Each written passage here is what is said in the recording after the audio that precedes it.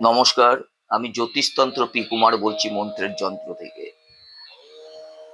আমি গত অডিওতে বিষ্ণু পুরাণ থেকে বলেছিলাম মিমি হলেন বিধেয় তৃতীয় পাঠ। আজ বলছি চতুর্থ পাঠ। তার শোনার আগে শেয়ার, লাইক এবং সাবস্ক্রাইব করলে এই মন্ত্রের যন্ত্র আমি অনেকের কাছে পৌঁছে দিতে পারবো এবং তারা নতুন নতুন জিনিস জানতে পারবেন। আমি গতবার বলেছিলাম এই সুন্দরীকে দেখে পুরুরবা কোনো চিন্তা না করে তিনটে শর্ত কিন্তু মেনে নিয়েছিলেন। এদিকে উর্বশীকে হারিয়ে ইন্দ্রের খুব খারাপ অবস্থা। বন্ধুর এমন অবস্থা দেখে গন্ধর্বরাজ বিশ্বাবসু খুবই চিন্তিত। উর্বশীকে স্বর্গে ফিরিয়ে আনার জন্য মর্ত গেলেন।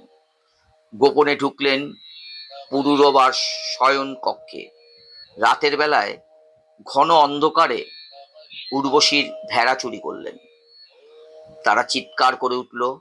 উর্বশী জেগে উঠে পুরুরবাকে জাগিয়ে বলল, কেউ ভেড়া চুরি করতে এসেছে, এই বলে কাঁদতে লাগলেন।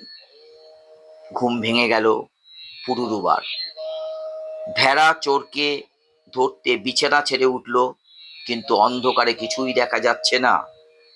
বিশ্বাবসু কৌশলে আলো জ্বেলে দিলেন। সেই সময় পুরুরবা ছিল বিপস্র। উর্বশীর সেই অবস্থা দেখে সত্তা অনুযায়ী স্বর্গে চলে গেলেন। এতদিন উর্বশীকে নিয়ে পুরুরবা মনে আনন্দই ছিল, কিন্তু এখন আর সে নেই। তাই মন খুব খারাপ। রাজকাজে মন নেই, খিদে নেই, পাগলের মতো খুঁজে বেড়ায়। উর্বশীকে না পেলে তার প্রাণ বোধহয় চলে যাবে, এমন একটা অবস্থা। একদিন উর্বশী তার কয়েকজন সখীকে নিয়ে মর্তে এলো। অম্ভোজ সরোবরে এসে মনের আনন্দে স্নান করছিল, আর দৈবক্রমে সেই পথেই পুরুরবা যাচ্ছিল।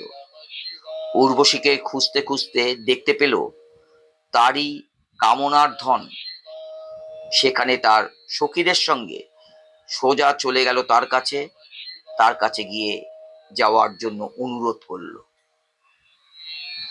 উর্বশী পুরুরবাকে দেখে অবাক। এ কি চেহারা হয়েছে তার! সেই রূপ আর নেই, একেবারে জীর্ণ মলিন বেশ। পুরুরবাকে বলল, আমি গন্ধর্ব লোকের বাসিন্দা, মর্ত সাপ ভ্রষ্ট হয়েছিলাম, এখন আর থাকা সম্ভব নয়। তবে তোমার ঔর্ষে আমার গর্ভে এক পুত্র হয়েছে, নাম আয়ু, একে তুমি নাও। পুরুরবা বলল, আমি তোমাকে ছাড়া থাকতে পারবো না, তুমি ছাড়া জগতে আমার আর কোনো অভাব নেই। তখন উর্বশী কয়েকজন গন্ধর্বকে পুরুরবার কাছে রেখে চলে গেল। সেই গন্ধর্বগণ পুরুরবার দুঃখ দূর করার চেষ্টা করল, তবুই রাজার দুঃখ কখনো দূর হলো না। তখন তারা রাজাকে একটি অগ্নিস্থলী দিল।